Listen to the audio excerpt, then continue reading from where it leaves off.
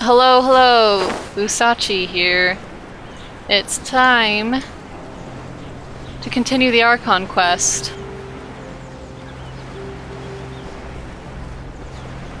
This looks different. Huh. I'm gonna drop. Have a closer look.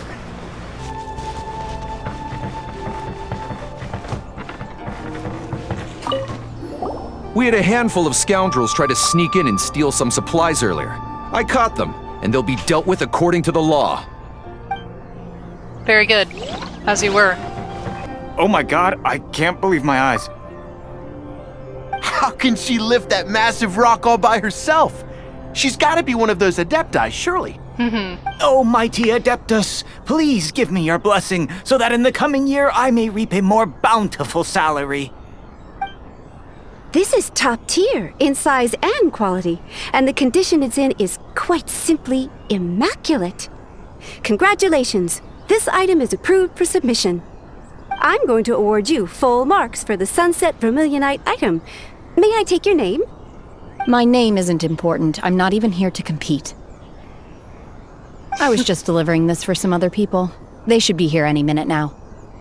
Shenhe and Ningguang's little helper. Ah, so you're the ones behind this. No wonder. The rarest hat, but I have to Oops. correct you on one point. It's not helper, it's secretary.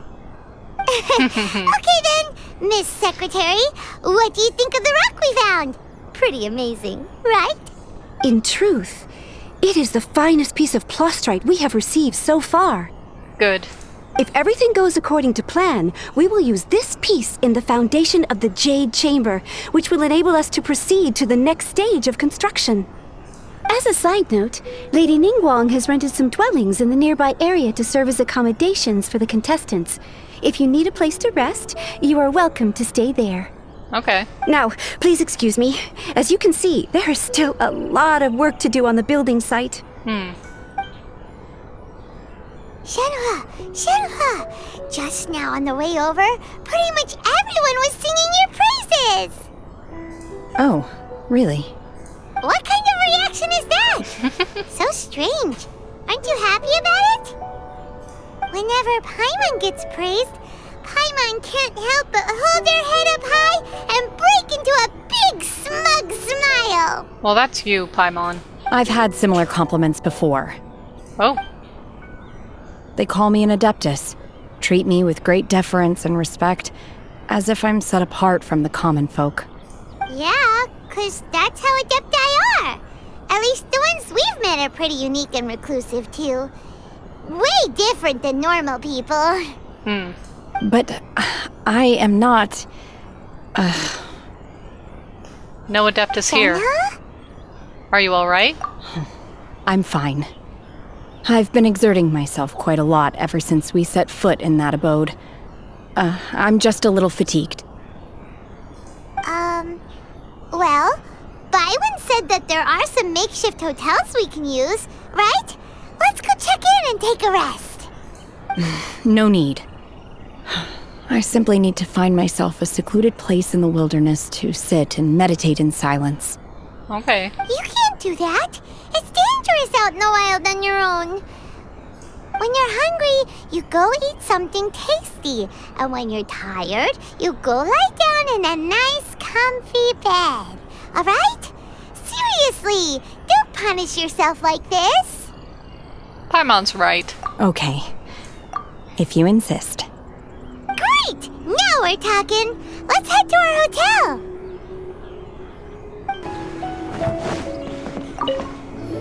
Now we have the plastrite. The real construction work can finally begin.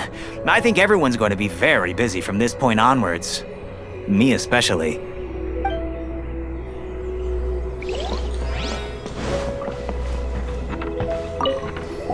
That young lady who carried the plastrite in earlier, she's got to be an Adeptus, surely. Nope. No Adeptus. You know something? I heard that Lady Keqing has gone to Guyun Stone Forest. She took a lot of our workers with her, too. So does that mean there's another construction project going on over there as well? Couldn't say. I heard a good few of my comrades have been sent over to Guyun Stone Forest. I sure hope they'll be safe out there. They have catching. They'll be fine. Probably. You again? Can't you see that I'm trying to work? What? Look, if you want to chat, find me at dinner time, okay? I don't believe I ever tried to talk to you until this moment, but okay.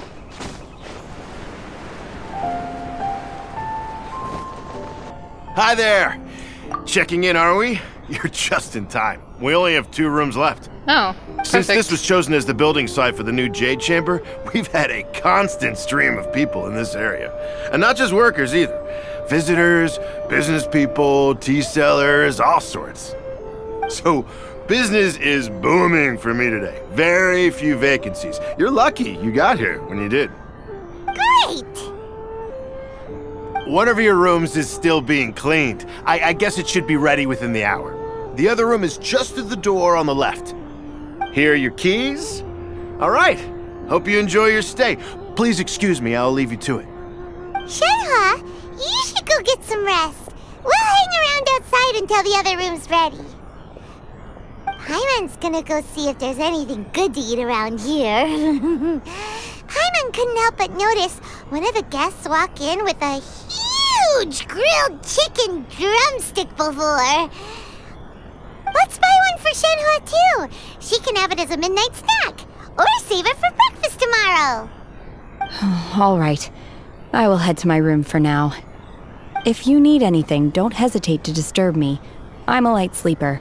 I will hear if you knock on the door. Have a good rest, Shenhe. Mm-hmm. See you tomorrow.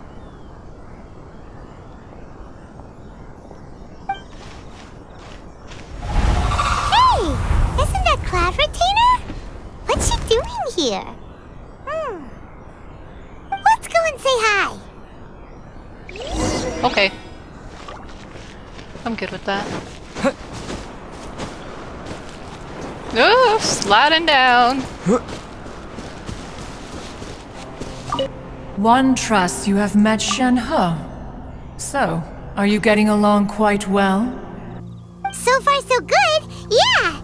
So, you know Shenhe too, Cloud Retainer? Naturally. Save for Ganyu, who spends the majority of her time in Liyue Harbor.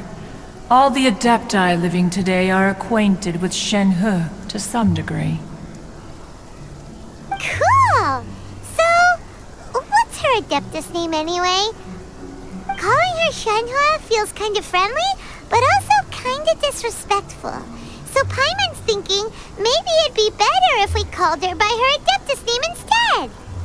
Her Adeptus name? Why, pray tell, would Shenhe have an Adeptus name?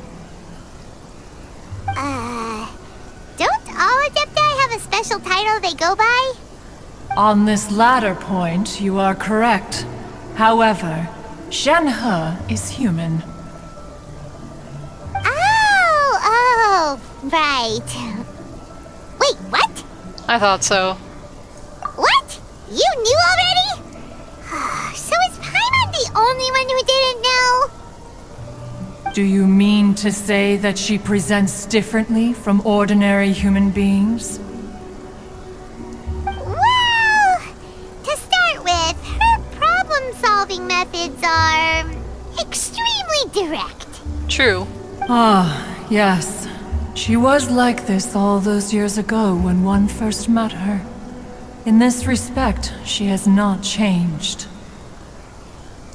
One first found Shenhe by chance in a cave. One was passing by and sensed the presence of a god's remains. Being of an ever-vigilant disposition, one entered immediately to inspect the scene.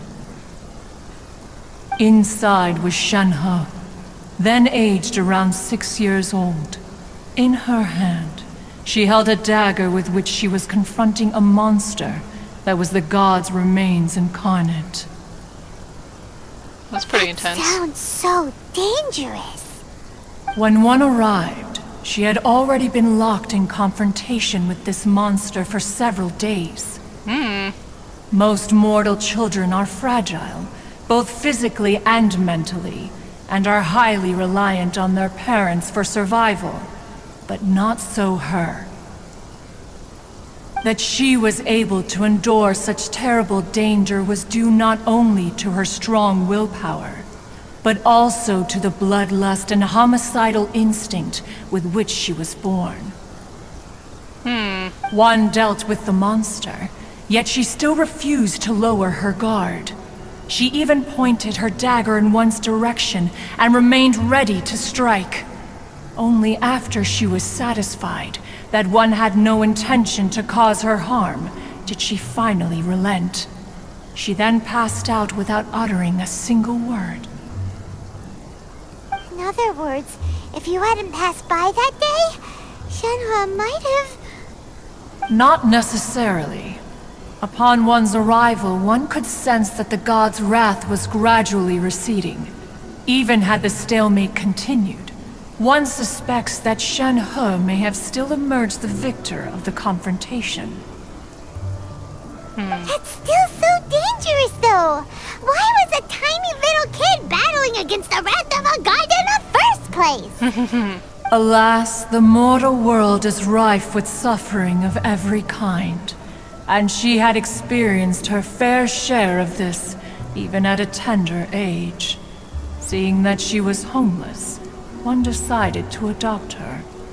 So when Shenhe talks about her master, she means... Indeed. It is one to whom she refers. Shenhe has an extraordinary constitution, making her well adapted to practicing the Adepti arts. All the Adepti cherished her talents, and so we were willing to train her.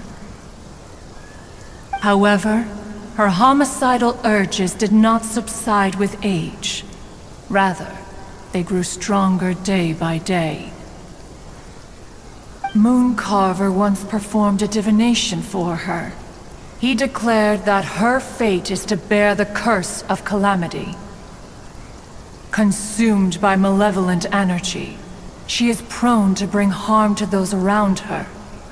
Such is the magnitude of the danger this poses, that her soul must be bound with red ropes to keep her homicidal instinct at bay. The red ropes have indeed served to keep her calmer and more content. They also seem to have rendered her somewhat inexpressive. Perhaps the red ropes are so powerful that they have suppressed some of her other emotions as well. Sounds like a strange way to live. And maybe not so fair. It is only by fate that people's paths may cross. Now that SHENHE'S path has crossed with yours, please be sure to treasure the gift that fate has given you, and take good care of her. I will do my best. Oh, now Paimon gets it. You came out here to check up on Shenhe because you were worried about her, didn't you? Huh. You dare draw such a facile conclusion on the nature of one's present excursion? Incorrect. The truth is that while Liyue Harbor may seem peaceful today, danger is always lurking in the shadows.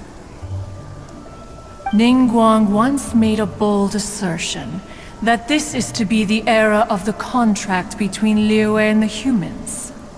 Well, one is most curious to observe how she will respond to the coming storm. If she handles it admirably, one is willing to be a witness to her achievements. But if she does not, the Adepti shall not hesitate to seize control. Let us conclude our conversation here for today. One has occupied enough of your time, and night is approaching. Be sure to get ample rest. I think night's already here. There seem to have been a growing number of tales told regarding Shenhe in recent years. Perhaps she was seen on the previous occasion when she secretly ventured out from the mountains. One has heard that a playwright in Liyue Harbor wrote an opera based on the legends told about her. It is called The Divine Damsel of Devastation. The play portrays her as making a stand to protect her fellow villagers. One can only surmise that every story needs a hero. So, Shenhe isn't an Adeptus after all. She just grew up around the Adepti. Oh, no wonder she doesn't like being treated as an Adeptus. Having everyone falling over themselves to show their respect all the time must be kind of hard to deal with. Indeed.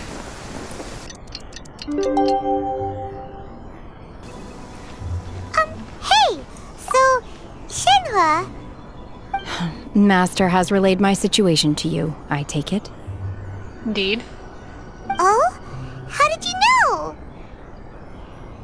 I'd intended to wait until you came back before going to sleep, but I didn't hear you come in.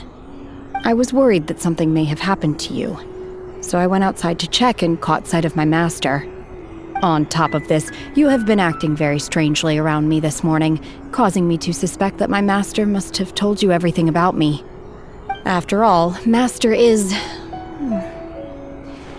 very talkative. Yeah, she does like to talk. Sorry, Shenhe. Paimon had you down as an Adeptus this whole time, but it turns out Paimon was wrong. It's okay.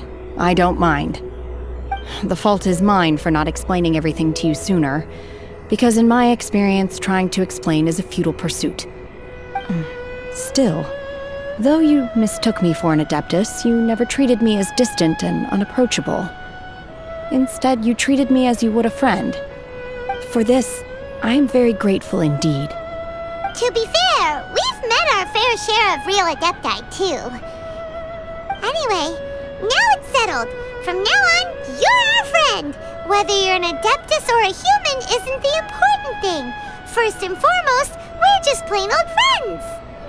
Got it. Although I don't know quite what it entails in terms of what I have to do, I must say I like the title friend very much indeed. Great! Well, now that we're all rested up, we should start searching for the other 2 items on the list. But before we do that, let's go to the building site and ask Ningguang's little helper how the progress is going. Paimon and her After nicknames. all, Sunset Vermilionite is so rare.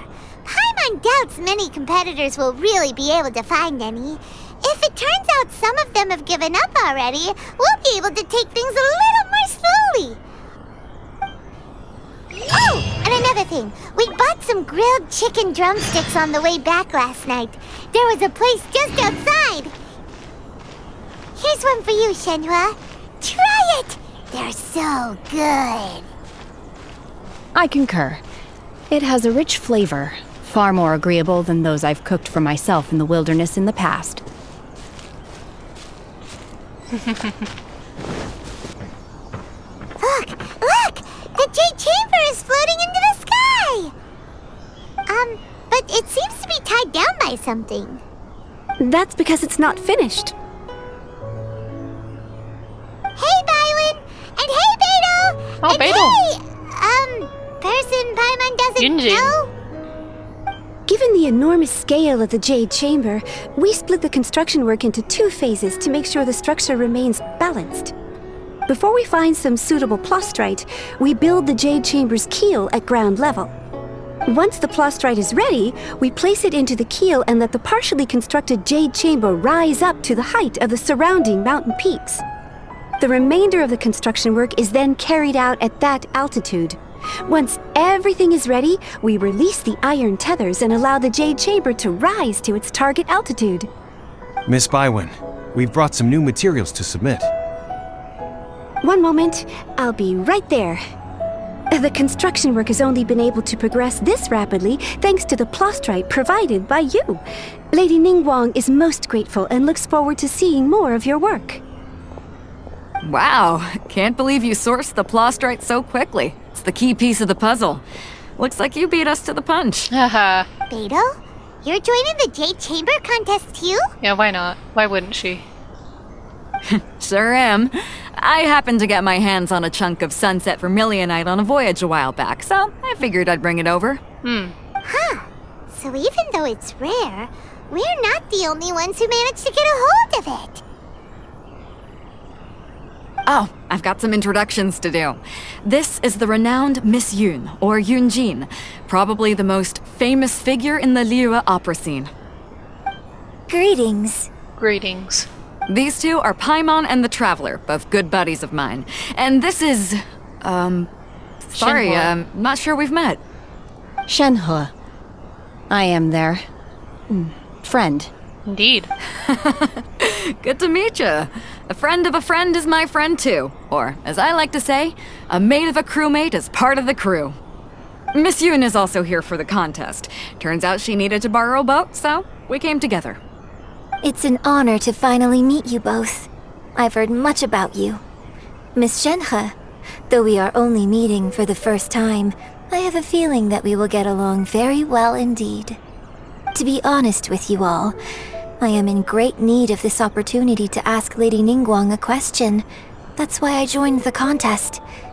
Thanks to my father's connections, I was able to acquire a specimen of the plaustrite required.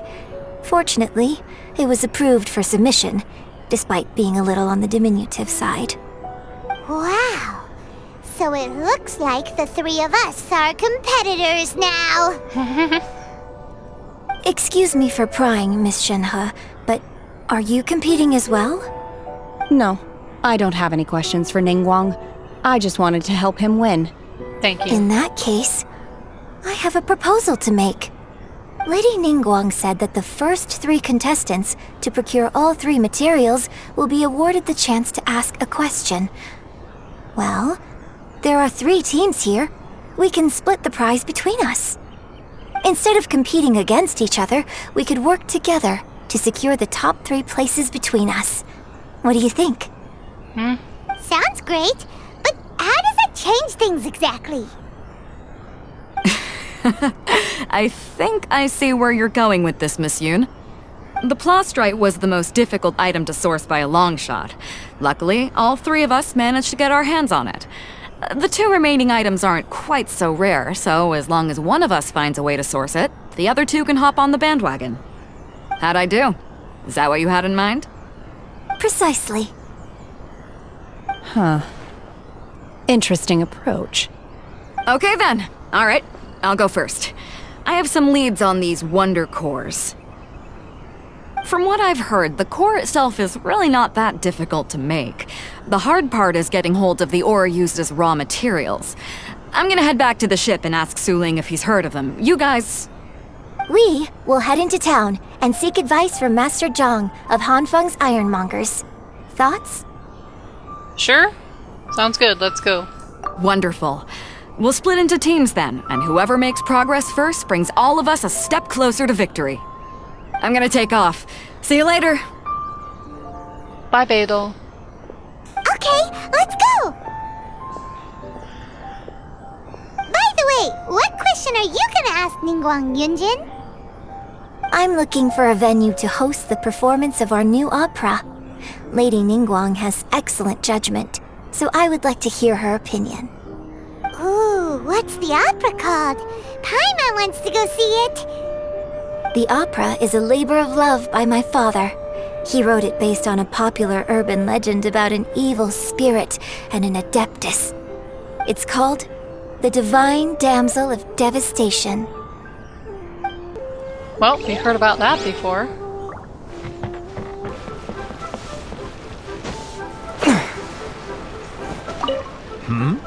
Ah, hello. Are you here for something off the shelf, or do you need something forged? Excuse me, Master Zhang. We were wondering if you'd heard of something called a Wonder Core. Of course I have. Sorry, who's asking? My name is Yunjin. Perhaps you don't know me, but I believe that you forged some weaponry for my father in the past, for stage use. Yunjin? Stage use? Oh, so you must be Miss Yoon. Sorry. My brain's finally caught up. It's not used to doing much beyond bashing a hammer all day. Everyone's heard of you, Miss Yoon. Even folks who don't make it to the opera all that often. Like myself. So, you're here to ask about Wonder Cores, huh? As it happens, I do know how to make them. Matter of fact, I made some for Lady Ningguang back when she was building the original Jade Chamber. The types of ore needed to make Wonder Cores are a little hard to come by. Lady Ningguang supplied them herself last time. I don't suppose you've brought any yourselves? What do you need? No, we were gonna ask you what kinds of ore we need. Sure. Well, you'll need two kinds. Star Splinter Iron and Subrosium. If I remember correctly, Lady Ningguang sourced her Star Splinter Iron from the Mount Tianheng area. They say it resonates with visions. Okay. It could take some work, but if you stick with it, you'll find some eventually. As for the Subrosium, though, that's trickier. It's all but unheard of on the market. Then where do we start? I'm really not sure. Sorry. What I've heard is that the people around Mount Tianheng have some sort of magic trick that can pinpoint the location of the stuff. Of course, it's probably just hearsay. If you want my advice, start by looking for Star Splinter Iron around Mount Tianheng. And if you run into any locals, ask them a few questions about Subrosium. Mount Tianheng. Interestingly enough, the story of the divine damsel of devastation also takes place on that mountain. I hear the view there is quite spectacular. A favorite destination of the Adepti, in fact. Perhaps it can give me some inspiration. Let's not delay. We should head straight there. I came to Mount Tianheng once with my father as a child. I remember it being such a long climb that I could barely feel my legs by the time we reached the top. Oh, this is quite a trip down memory lane for me. Look at these majestic, towering peaks, and the gently flowing streams. It's like setting foot in paradise. No wonder the legend of the divine damsel of devastation is said to have taken place here. Adepti wander oft where mortals seldom stride. Indeed, this looks like a place that one might expect to be frequented by Adepti. The Divine Damsel of Devastation is your upcoming opera, right? And the story takes place in Mount Tianheng. Seems like you have a real connection with this place. What's the story about, though? It's the story of a girl becoming a hero. Cool! A hero story? They're Paimon's favorite! Many people's favorite. The legend first arose in this area. It is said that there used to be a prosperous village on the mountain. In that village, there was a loving couple who were completely devoted to one another. One day, a terrifying monster appeared. The wife was out collecting herbs and was captured by the monster. Her husband was so distraught at the news that it broke his spirit and drove him to madness. The vile and vicious monster told the villagers, "If you want to live, you must sacrifice a child to me." What a nasty piece of work! Paimon sure hopes this monster gets put in its place! But the monster was so terrible and so strong that all within the village were terrified of it. They had no choice but to give in to the monster's demand. Just while they were discussing whose child would be given over to the monster, a little girl suddenly stood up and came forward. No! Don't do it, little girl! Unbeknownst to anybody else, she was concealing an exorcist's blade. She approached the monster's lair, feigning fear and trepidation. When she finally arrived, she courageously drew her sword and entered into a fierce struggle with the monster, from which she eventually emerged as the victor. Her extraordinary abilities drew the attention of the Adepti, and they took her as one of their own. Her story became the stuff of legends. But alas, the paths of mortals and Adepti seldom cross, and she would never again re-enter the mortal world. And so, destined to grace the mortal realm for but a brief moment, she vanished like a wisp of smoke into thin air. That's how the opera ends. Look at Shenhe. I really like this story. But I personally think that perhaps the little girl was not as brave as the opera makes her out to be. I'm not sure she deserves all the praise she is given. I've never considered that before. Opera is always an interpretation of the events it purports to portray. A certain degree of deviation from the truth is always inevitable.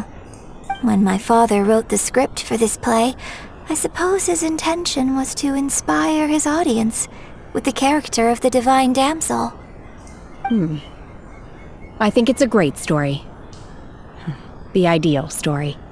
Well, it sure inspired Paimon! Let's go get ourselves some Star Splinter Iron! Yeah! Okay. Butterfly. And it's gone. Oh, hey. Look at that. There should be enough Star Splinter Iron. Now we just need to find that Subrosium. I think I saw a village on our way here. Master Zhang said we should ask the locals for help. Why don't we try there? Hey, there really is someone here. Yunjin, looks like you were right. Excuse us, sir. Can we ask you something? Oh. Huh. He didn't seem to catch that. Hello, sir. We were just passing by and wanted to ask if you happen to know anything about Subrosium. Is he trying to tell us to look for clues in the village? Well, looks like a pretty sad village. Guess we're on our own here. Shenhe, Yunjin, let's have a look around. Sorry, you can go ahead without me. I'd like to have a word with this gentleman. Okay. If that's okay with you, Uncle Mingjin. It's... Shenhe. Shenhe. You're alive. The rumors were true. So, all these years? I'm sorry, I don't know how to find Subrosium. But I think you can find some information in the village. Okay. This place is deserted now. No one ever comes here. So you can rummage around all you want. Huh? You know this guy, Shenhe? Thank you, kind sir. We'll go and take a look around. Don't worry. Mingjin has no ill intention towards Miss Shenhe. She'll be quite safe. Okay, then let's see what we can find in this village. Oh, I want to talk to you guys. I came back here once before, a few years ago. Alone. I hid it from Master at the time. It was deserted then, too, except for a few low-life bandits. Everyone and everything I remembered was long gone. But as people were passing by, they stopped to admire me. They praised me, telling me I gave off the aura of an Adeptus. I tried explaining to them that I wasn't an Adeptus, just an ordinary person who came from this village. But no one believed me. When I saw how run down all these houses were, I felt at a loss. It was like I took a look at the world, and on the surface, it looked like a vast realm with so many places I could go. Then I looked a little closer, and there was nowhere for me to go at all. That's sad. So much time has gone by. Everything has changed. Last time I visited, I felt so upset. But today, I don't know why, but it feels different. It is easy for your mind to run wild when you are alone. But this time, you are with your friends, aren't you? Indeed. Yes, my friends. We make friends with everyone. Everyone! Oh, hey! Is this An answer from this world? I can't believe I'm still missing treasures. Yeah, I can't believe it, even though it says I've 100% everything here. But you know, it's not true. Huh. What's this? The doctor said you were gravely ill. Don't worry, I will give everything I have to save you. My heart bleeds whenever I see you getting wearier, your illness beyond treatment. How I wish I could suffer the pain for you. You said you had no regrets in this life and that you only wish for me to take good care of SHENHE. But you regret nothing. Why the tears? I don't know what I've been doing lately. Though I still breathe, I feel like an empty shell. I have read all the ancient texts I could get my hands on, looking for ways to save you, but it is utterly futile. I finally found it. It was Mingjun. He had kept the book that could save you. Oh, that could save you hidden? Oh, he kept the book hidden. Sorry. I took it and followed its instructions to summon a god and offer a sacrifice. The god appeared. I told him that I was willing to exchange my life for yours. He kept silent and only pointed at our daughter, SHENHE. The god said her fate was to bear the curse of calamity, and that she was prone to bring harm to those close to her. The god also said that she might even have been the cause of your death. In that case, I thought I should. I left her in the cave that the god mentioned. 3 days have passed and still no news. I grow restless from waiting, seized by an ominous feeling. I am sorry, my love. Forgive me. You too, SHENHE. Please forgive me. How stupid I was. How blind. Let me apologize to both of you. In person. Wow. I mean, it's super terrible. Maybe this is the true story of the divine damsel of devastation. So, SHENHE is the divine damsel? Yes. Now that I think about it, she does behave rather like an adeptus, and she is about the right age. So that's why I've been getting the strangest feeling whenever I chat with her. I should have noticed it earlier. According to this text, the divine damsel from the opera was actually the daughter of the loving couple. And she didn't volunteer. She was sacrificed to the monster by her own father. Oh, the truth is even more lamentable than the opera. Now I understand why SHENHE said the girl was not as brave as people think. It wasn't her choice to enter that ghastly situation. She was forced into it. Oh, it looks like my father may need to make a few revisions to his beloved opera. So it seems that SHENHE'S father thought he was summoning a benevolent deity using a magic incantation. But in fact, he summoned an evil god's remains, which took the form of a monster. A branch family of exorcists used to live in the east of the village, but in around 2 weeks the mother died of disease. The young daughter went missing, and shortly after the father hanged himself on a tree in the yard of his own house. It has been confirmed that traces of an evil god's remains were found in the village. The villagers are panicking as no one is certain whether the evil god's remains are gone for good. Do be careful when you are in this area. Cursed. His obsessive yearning for his deceased wife led to a terrible tragedy. The villagers moved away in fear, without ever learning the truth. And now, this place is deserted. Still, I do wonder what the connection is between SHENHE and Mingjun. We've looked everywhere, but still no mention of Sabrosium. Let's have a look over there. This is it! Magic engraved on Sabrosium does not wear off easily. Some believe the stone to be a bridge between the living and the dead. However, finding Sabrosium is no easy matter. You need to be at the right place at the right time.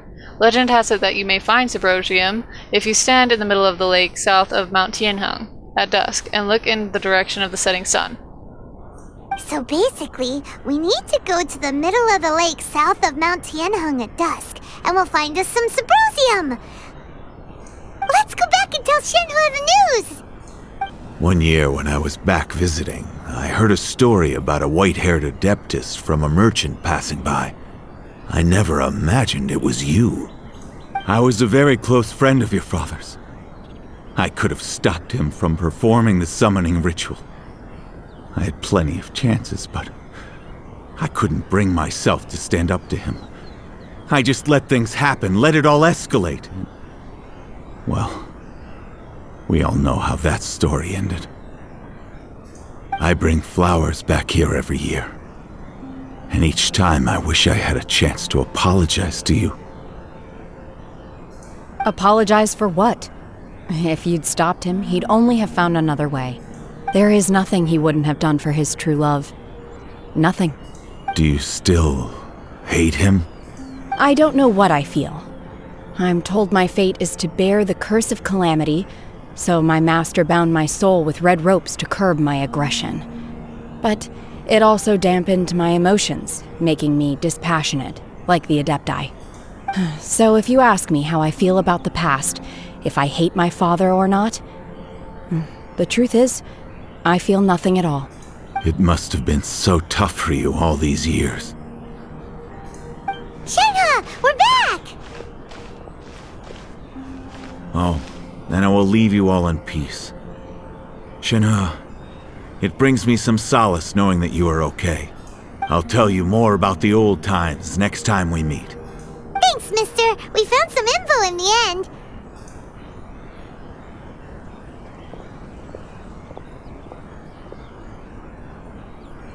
Shenhe, look! This tells us how to find Subrosium. All we gotta do is go to the middle of that lake! Let's go then. Miss Shenhe, there's something I'd like to talk to you about. Just now, in the village, we found your father's diary. It turns out that many of the details in the Divine Damsel of Devastation are not true to the facts, so I'd like to change them. Why? I know I say that opera always deviates from the truth, but now that the main character is standing right here in front of me, I cannot simply dismiss your lived experience in favor of my father's fiction. It's okay. I like your version. But, My master once said that the day I learn how to use my strength for the good of others is the day that I can truly become part of human society. So, I hope that one day I might be brave enough to stand up and protect others, just like the girl in the opera.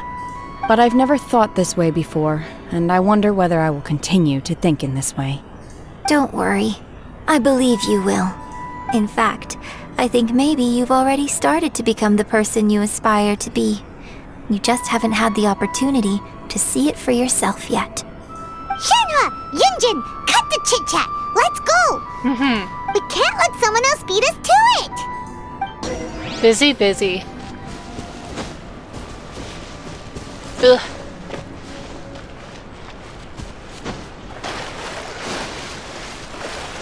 Duckies.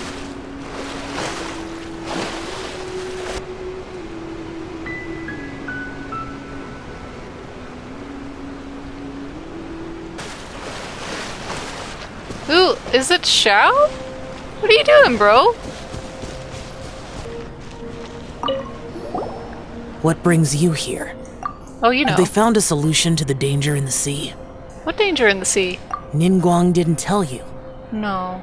Something has happened in Guyun Stone Forest. According to the contract, as an Adeptus, I should not get involved for now. But these things can be unpredictable. I have a contingency plan of my own. Xiao, what do you... Only a single mountain lies between here and Liyue Harbor. If things get out of control, I will defend this place myself. Oh. Okay, buddy. It won't come to that, though. I got your back. That's everything we need! Let's head back and report in!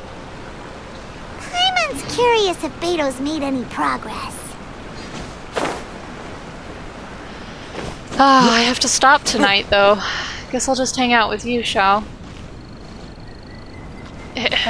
There.